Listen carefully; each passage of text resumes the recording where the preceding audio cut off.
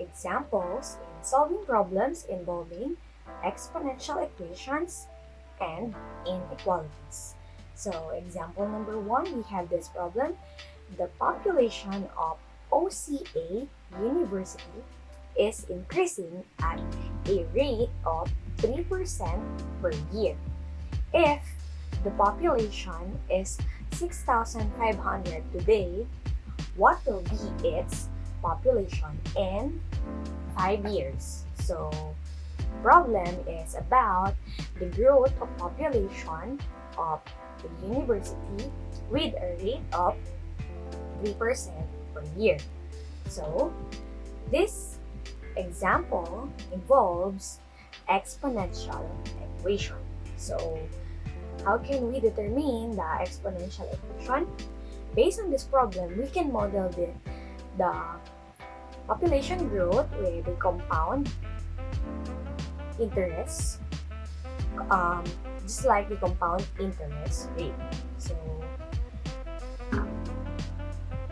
the solution, we need to model the total amount, the total population rather, with y.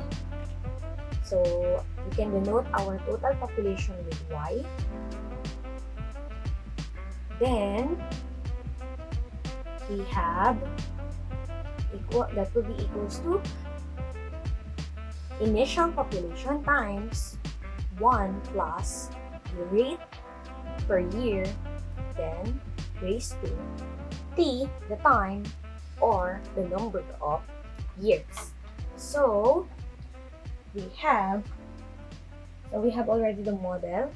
Let's have the given value. The given, we have initial population is 6,500.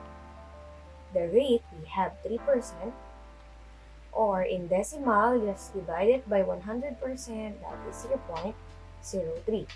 Then our time, how many years do we need to compute the population? That is 5 years. So to compute, just substitute these values to our model or the exponential equation. So we can get the total by substituting A, which is 6,500, times 1 plus the rate, 0.03, and our exponent is the number of years, the t, which is 5. So we have y is equals to 6,500 times 1 plus 0.03, that is 1.03 raised to 5. 1.03 raised to 5, that is equals to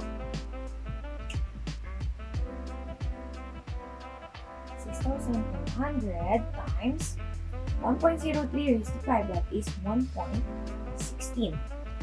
And 1.16 times 6,500, that is 7,540.